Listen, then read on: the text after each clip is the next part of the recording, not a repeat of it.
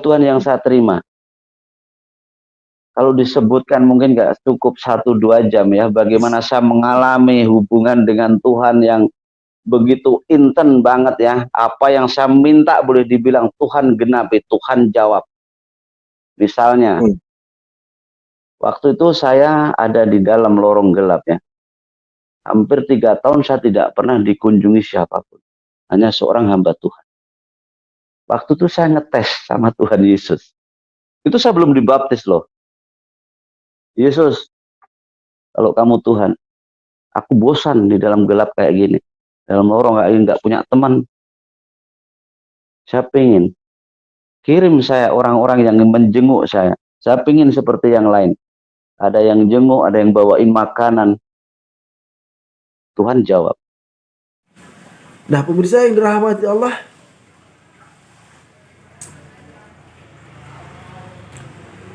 kemudian orang murtad ini mengatakan bahwasannya beliau ini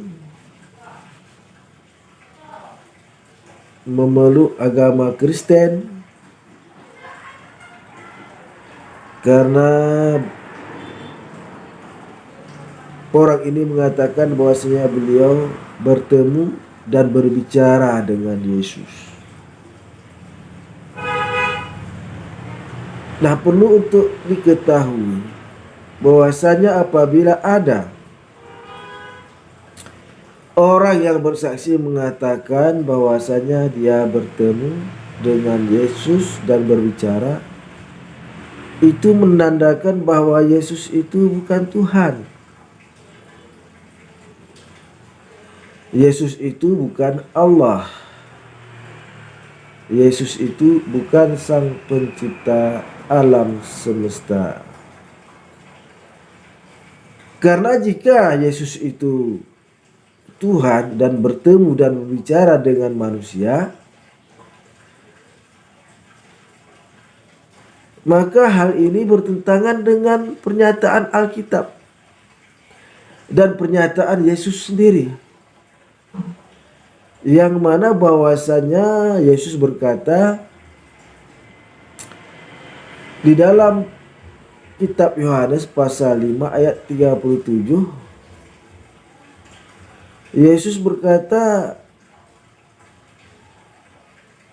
Bapa yang mengutus aku,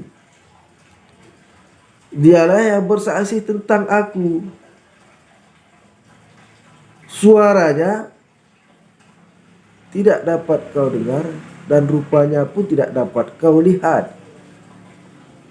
Itu lebih kurang isinya. Yohanes pasal 5 ayat 37. Sangat jelas sekali bahwasanya Yesus mengatakan bahwa dirinya itu diutus oleh Bapa.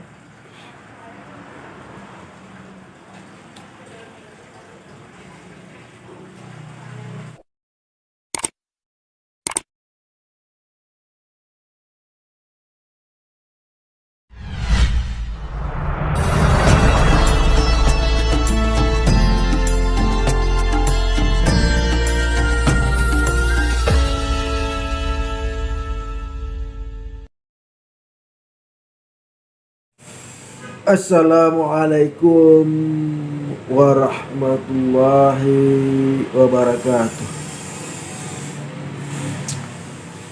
Alhamdulillah rabbil alamin, wa bihi nasta'in ala umurid dunya waddin. Asyhadu an la ilaha illallah wa asyhadu anna Muhammadar Rasulullah. Allahumma salli ala sayyidina Muhammad wa ala alihi wa sahbihi wa man tabi'ahum bi ihsan ila yaumiddin. Amma ba'du, fa ibadallah.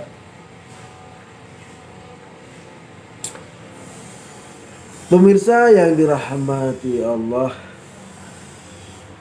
jumpa lagi di channel Darmansa Agam, yaitu salah satu channel yang membela ajaran agama Islam dari rombongan orang-orang yang tidak suka terhadap agama Islam. baik itu yang datangnya dari kalangan orang Islam sendiri yang digolongkan kepada kaum munafik maupun orang-orang yang di luar agama Islam. Pemirsa yang dirahmati Allah, dalam pertemuan kali ini kita akan membahas salah satu video tentang murtadnya seorang yang mengaku beliau adalah orang yang beragama Islam dan beliau mengaku seorang yang taat beragama. Nah, pemirsa yang dirahmati Allah, namun setelah kita menyaksikan tayangan videonya nanti, cuma kita dapat mengidentifikasikan bahwasanya beliau ini bukan seorang yang taat beragama. Walaupun beliau mengaku pernah mondok di pesantren dan sekolah di madrasah ibtidaiyah katanya selama 6 tahun. Jadi madrasah ibtidaiyah itu bukan pesantren, pemirsa yang rahmati Allah. Dia memang seperti sekolah SD, cuman lebih banyak agama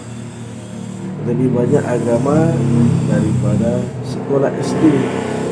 Namun dia bukan pesantren. Kemudian beliau juga mengatakan bahwasanya beliau ini pernah mempelajari tasawuf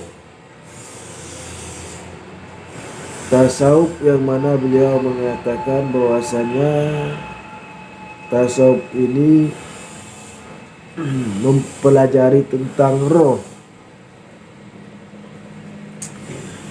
Nah, terlepas apakah betul dia mempelajari tasawuf tersebut, yang jelas jika ada yang mengatakan roh Allah manunggal dengan manusia, itu adalah tidak sesuai dengan ajaran agama Islam.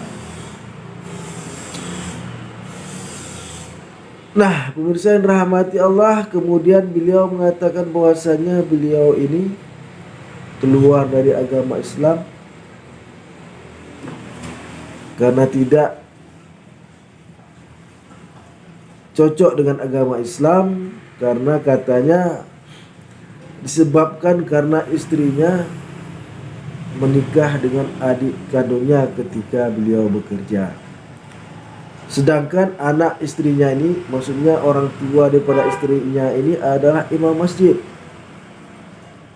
Dan katanya istrinya ini adalah orang yang taat beragama. Kok bisa mertuanya memberikan izin kepada istrinya untuk menikah dengan adik kandungnya? Karena itulah beliau ini akhirnya keluar dari agama Islam. Nah, pemirsa yang dirahmati Allah, di dalam ajaran agama Islam, seseorang itu tidak boleh menikah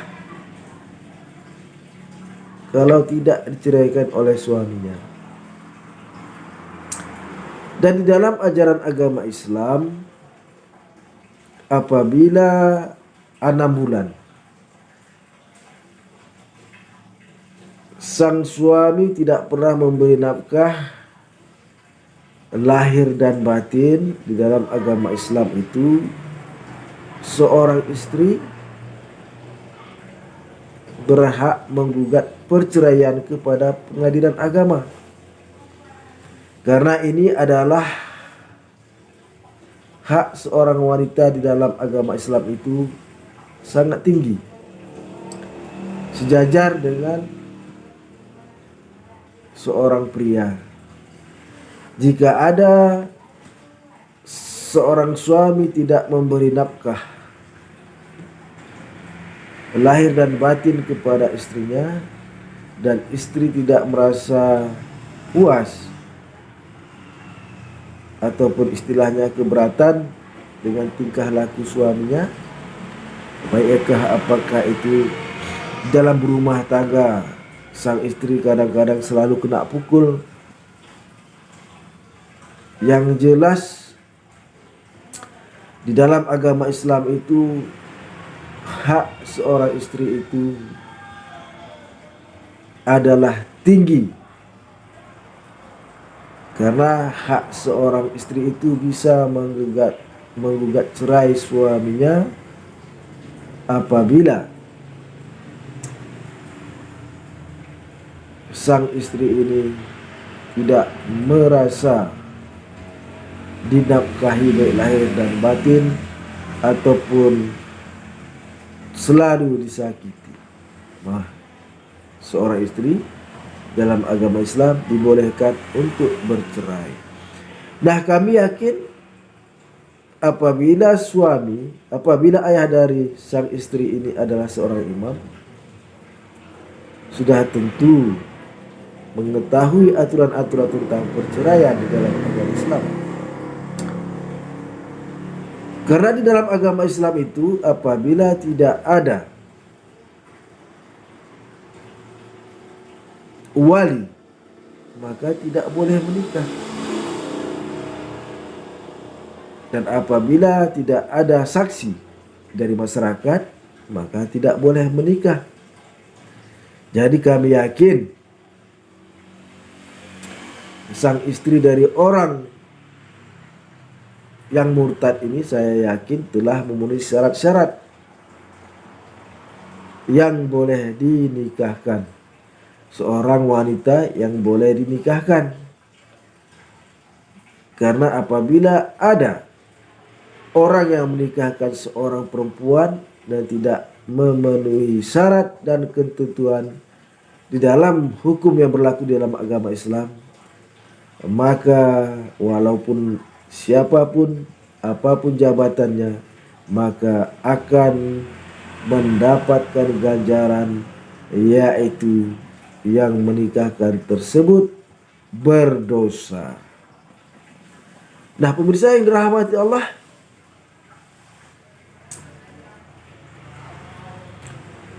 kemudian orang murtad ini mengatakan bahwasannya beliau ini memeluk agama Kristen karena orang ini mengatakan bahwasanya beliau bertemu dan berbicara dengan Yesus. Nah, perlu untuk diketahui bahwasanya apabila ada orang yang bersaksi mengatakan bahwasanya dia bertemu dengan Yesus dan berbicara, itu menandakan bahwa Yesus itu bukan Tuhan. Yesus itu bukan Allah. Yesus itu bukan sang pencipta alam semesta. Karena jika Yesus itu Tuhan dan bertemu dan berbicara dengan manusia, maka hal ini bertentangan dengan pernyataan Alkitab dan pernyataan Yesus sendiri, yang mana bahwasanya Yesus berkata di dalam kitab Yohanes pasal 5 ayat 37, Yesus berkata, Bapa yang mengutus aku, dialah yang bersaksi tentang aku. Suaranya tidak dapat kau dengar dan rupanya pun tidak dapat kau lihat. Itu lebih kurang isinya. Yohanes pasal 5 ayat 37. Sangat jelas sekali bahwasanya Yesus mengatakan bahwa dirinya itu diutus oleh Bapa.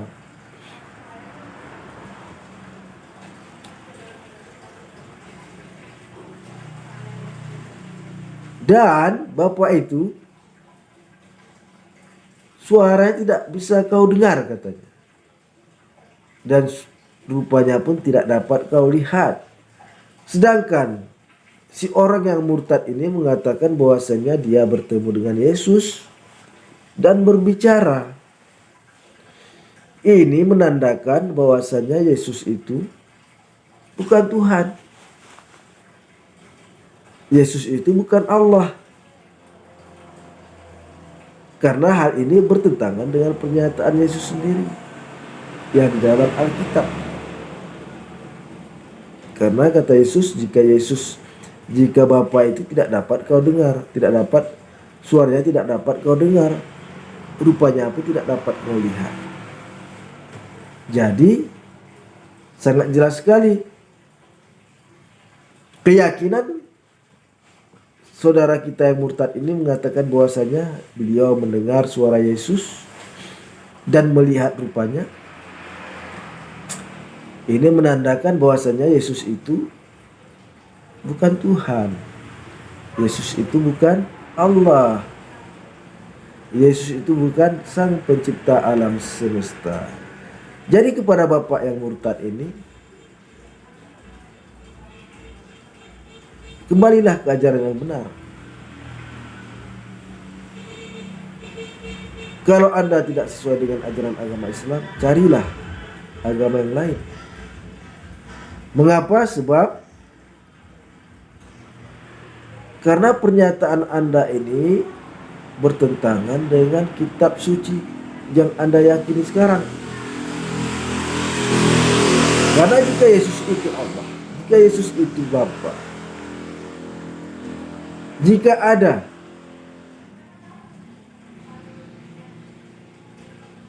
zat yang lebih tinggi daripada Yesus, berarti Yesus itu bukan Bapa. Berarti Yesus itu bukan Allah. Ataupun Yesus itu bukan Elohim. Jadi Yesus itu hanyalah seorang nabi. Coba perhatikan kitab Yohanes pasal 5 ayat 37 tadi. Sangat jelas sekali mengatakan bahwasanya Yesus itu berkata, Bapa yang mengutus aku, dialah yang bersaksi tentang aku. Suaranya tidak dapat kau dengar, rupanya pun tidak dapat kau lihat. Sangat jelas sekali. Bapa yang mengutus aku. Berarti Yesus itu seorang utusan. Yesus itu seorang utusan. Yang mana utusan itu lebih rendah daripada yang mengutus.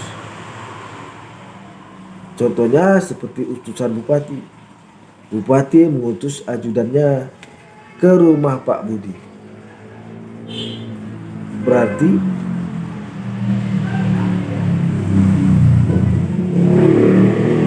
ada yang lebih tinggi daripada yang mengutus. Ada lebih tinggi daripada Yesus. Karena Yesus adalah seorang utusan yang mana di dalam agama Islam disebut dengan Rasul. Rasulullah artinya utusan Allah. Ada yang mengutus. Nah, pemirsa yang dirahmati Allah, sangat banyak sekali dalam Alkitab,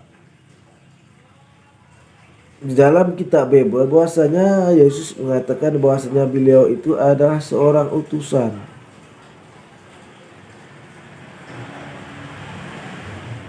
Misalnya di dalam kitab Yohanes pasal 5 ayat 30. Aku tidak dapat berbuat apa-apa atas diriku sendiri. Aku menghakimi apa yang aku dengar, penghakimanku adil karena aku tidak menuruti kehendakku sendiri, melainkan kehendak Dia yang mengutus aku. Di sini sangat jelas sekali bahwasanya Yesus itu adalah seorang utusan. Kehendaknya, Yesus itu tidak memiliki kehendak. Yesus itu mengerjakan kehendak yang mengutus Dia, yaitu Bapa. Nah, pemirsa yang dirahmati Allah, sebagai kalimat penutup, Yesus itu berbeda dengan Bapa.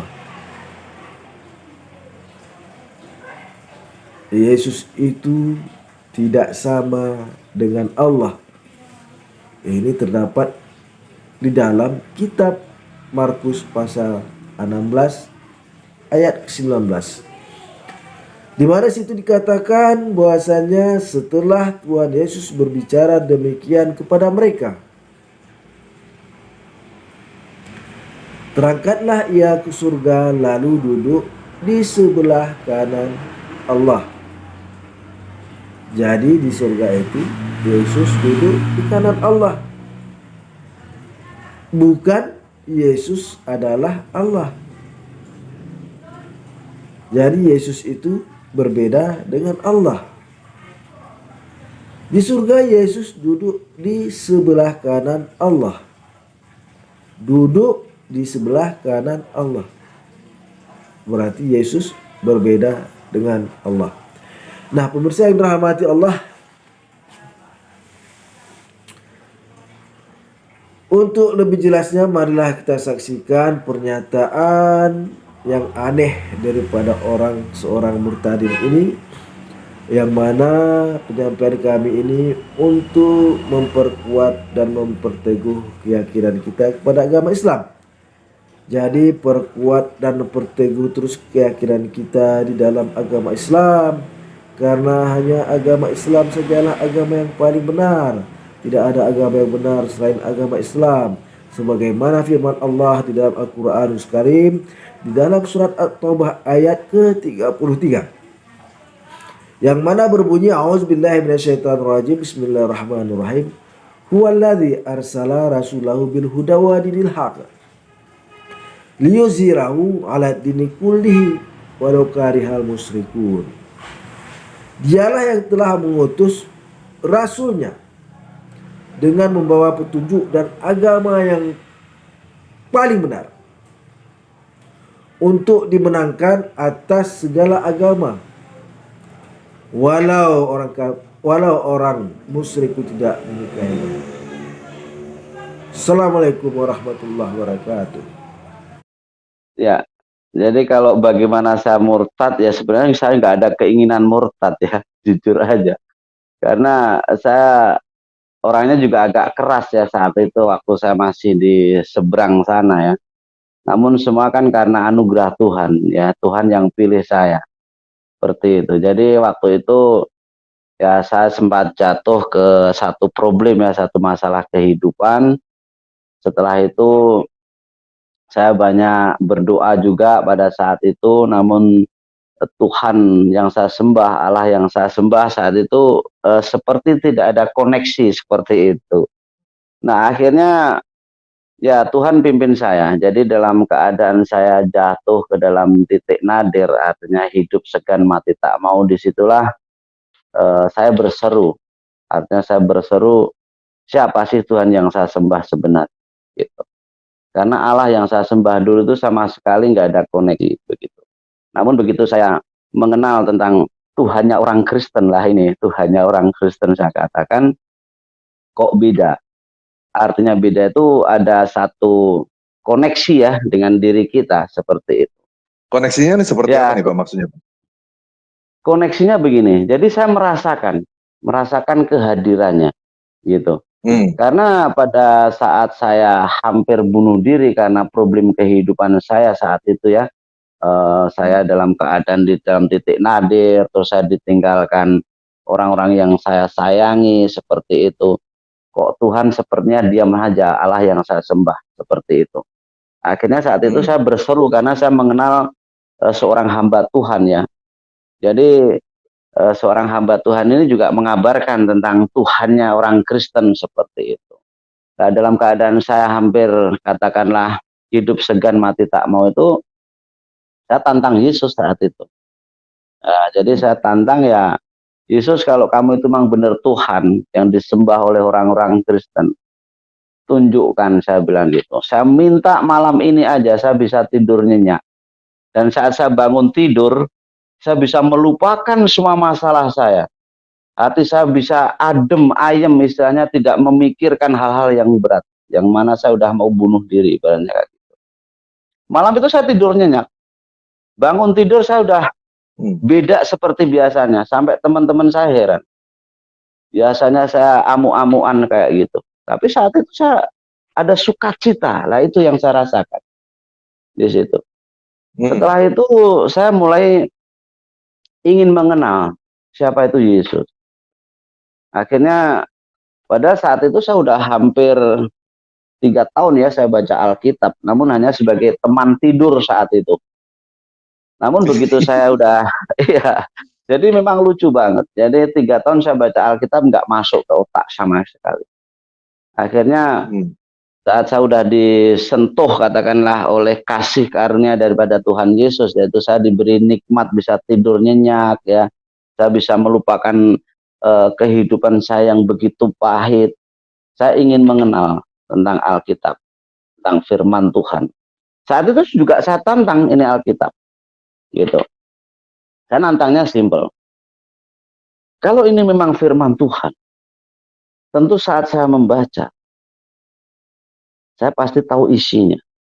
Artinya pasti ada getaran di dalam hidup saya dan inilah yang bisa merubah hidup saya. Namun kalau saya baca tidak ada sesuatu apapun, hanya saya baca biasa, ya berarti ini hanya buku biasa, kitab biasa, bukan kitab suci, saya bilang begitu.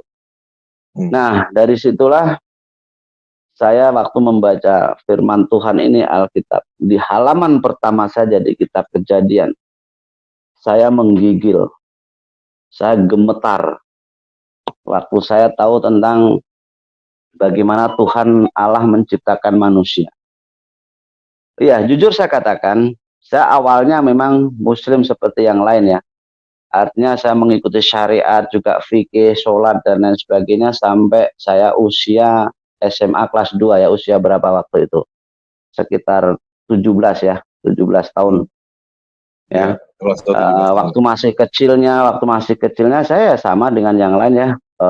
Saya waktu kecil mondok juga ya, 6 tahun ya di Madrasah Ibtidaiyah dan juga ya seperti yang lain lah, ngaji dan lain sebagainya. Namun begitu saya menginjak SMA ya, itu saya goyah. Goyahnya begini. Semakin saya tahu tentang syariat, tentang fikih, semakin saya terbeban.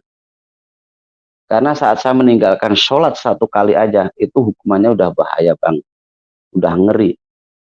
Terutama semua yang disebut rukun iman, rukun Islam ya, 5 itu. Tentang sholat ya, tentang puasa. Itu kalau saya menjalankan puasa, misalnya saya tidak khusyuk apa, udah itu batal, ibaratnya kayak gitu. Mau sholat kalau wudhunya nggak beres, itu pun batal. Saya mau makan lupa berdoa, dosa.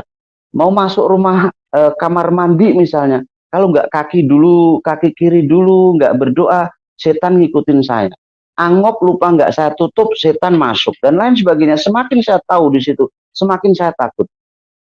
Artinya semakin saya nggak mampu untuk menjalani tentang syariat maupun fikih yang ada. Disitulah saya seperti orang stres kalau boleh dibilang. Karena saya harus betul-betul menjalankan sesuai dengan perintah. Kalau saya meleset sedikit saja, saya sudah terhakimi diri saya. Artinya saya sudah melakukan dosa. Nah, suatu ketika waktu SMA saya ketemu seorang teman tentang Ma'rifat Tasawuf Syekh Siti Jenar. Di situ saya mulai belajar. Nah, dari sejak SMA kelas 2 itulah saya meninggalkan agama saya yang lama. Artinya kepercayaan maupun tugas-tugas lah atau kewajiban kayak gitu ya. Jadi baik kewajiban sholat 5 waktu, puasa dan lain sebagainya, semua saya tinggalkan saat itu. Saya mau dikatakan murtad atau kafir atau apa, waktu itu saya udah nggak peduli. Intinya saya mau mencari kebenaran, mau mencari damai sejahtera dalam hati saya, dan saya ingin ketemu siapa Tuhan yang sejati. Karena waktu itu saya mikir, Tuhan kok begitu apa ya? Terlalu banyak tekanan, aturan-aturan, apakah itu dari Tuhan atau bukan. Semakin saya melihat aturan-aturan, ini semakin tertekan saya waktu itu.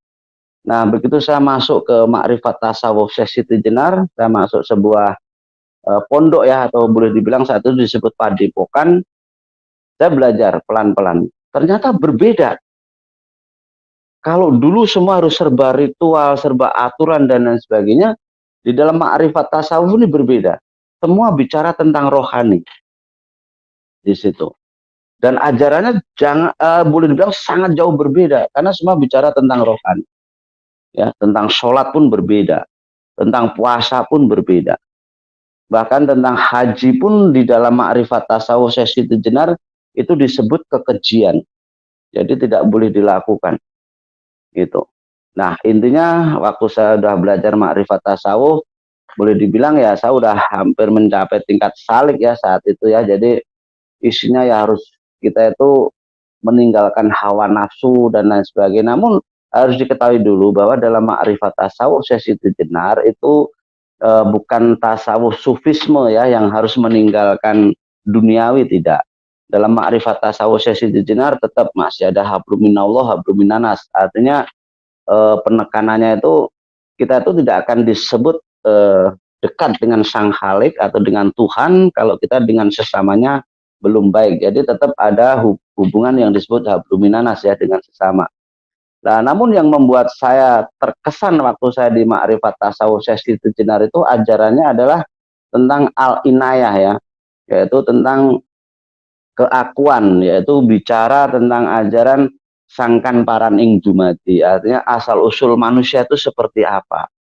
Yang pertama, pelajaran dasarnya. Setelah itu 140 ajaran Ma'rifat Tasawuf Syekh Siti Jenar, setelah kita lolos dari tahap pertama, baru kita masuk ke 140 ajaran tasawuf Syekh Siti Jenar. Nah, disitulah kita harus memahami yang disebut dengan al-inayah tadi, yaitu manunggaling kawulo Gusti Gusti kawulo, bahwa kita itu sebenarnya bisa bersatu dengan Sang Dat Maulana atau Sang Khalik atau Tuhan semesta alam, yaitu ruhnya. Nah, di sini saat saya mengenal itu saya bandingkan dengan ajaran yang lama. Di dalam ajaran yang lama tidak mengenal ruh, karena Allah yang dulu yang saya sembah di ajaran yang dulu adalah zat. Sedangkan di dalam Ma'rifat Tasawuf Syekh Siti Jenar mengenal ruh dan sang sabda atau sang firman, yaitu Isa Al-Masih kalau di dalam Ma'rifat Tasawuf. Dan Al-Masih ini sendiri disebut sang Ratu Adil di akhir zaman. Nah, itu. Jadi kurang lebih seperti itulah ya dalam ajarannya. Nah, begitu saya terkena masalah waktu di Taiwan saat itu, saya mengalami down karena hampir 3 tahun justru Tuhan yang saya sembah, ilmu yang saya pelajari saat itu ya, makrifat itu hilang semua kosong. Jadi saya tidak menemukan damai sejahtera. Mungkin orang akan mengatakan kamu kurang sabar dan lain sebagainya. Kurang sabar bagaimana?